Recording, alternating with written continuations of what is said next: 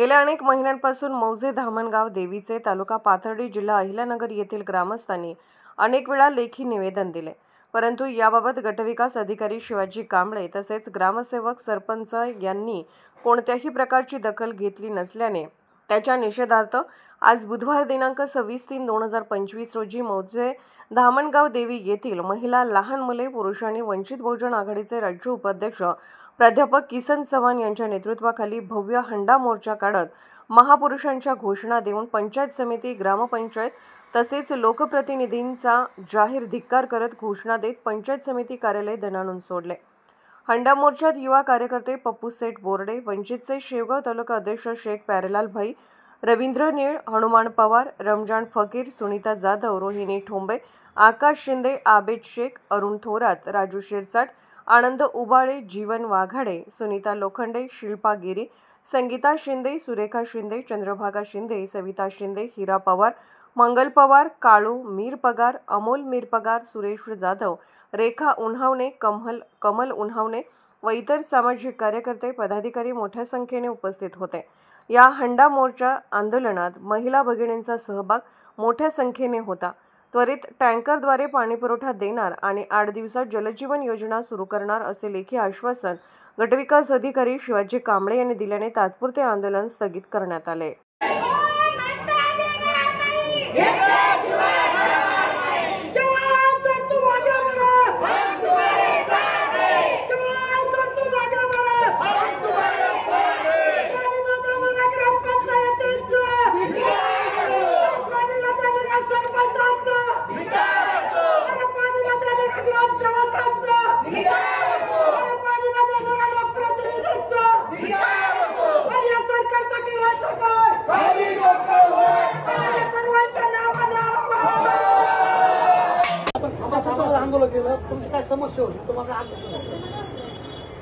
पाथर्डी तालुक्यातील धामणगाव देवीचं या गावामध्ये गेल्या अनेक वर्षापासून, महिन्यांपासून देखील पाणी मिळत नाही। ग्रामस्थांची मागणी होती आम्हाला पाणी मिळावं। तर म्हणजे या गावामध्ये जलजीवन मिशन योजनेअंतर्गत जी योजना आहे ती योजना कार्यान्वित करण्याचे आदेश माननीय जिल्हा मुख्य कार्यकारी अधिकारी यांनी जानेवारीमध्ये दिले होते, परंतु मार्च एंड होत आला तरी देखील ती योजना कार्यान्वित झालेली नाही। यामध्ये संबंधित अधिकारी आहेत, ठेकेदार आहेत, त्यांचे सगळी मिलीभगत आहेत आणि म्हणून गेल्या आठवड्यामध्ये ग्रामपंचायतच्या विरोधामध्ये इथल्या सगळ्या माता भगिनी ग्रामस्थांनी एक निवेदन दिलं होतं की गावामध्ये आम्हाला पाणी मिळत नाही, पिण्याची पाण्याची व्यवस्था करा। प्रचंड ऊन आहे, उन्हाळ्याचे दिवस आहे, शेजाऱ्यांच्या कुणाच्या विहिरीवरती गेल्यानंतर ते लोक हाकलून देतात आणि म्हणून माणसांना प्यायला पाणी नाही, जनावरांना प्यायला पाणी नाही। अशा परिस्थितीमध्ये ग्रामपंचायत आणि प्रशासन यांनी पिण्याच्या पाण्याची व्यवस्था करणं हे बंधनकारक असताना देखील ग्रामपंचायतनं अक्षम्य असं दुर्लक्ष या प्रश्नांकडे केलं आणि म्हणून गेल्या 8 दिवसापूर्वी ग्रामस्थांनी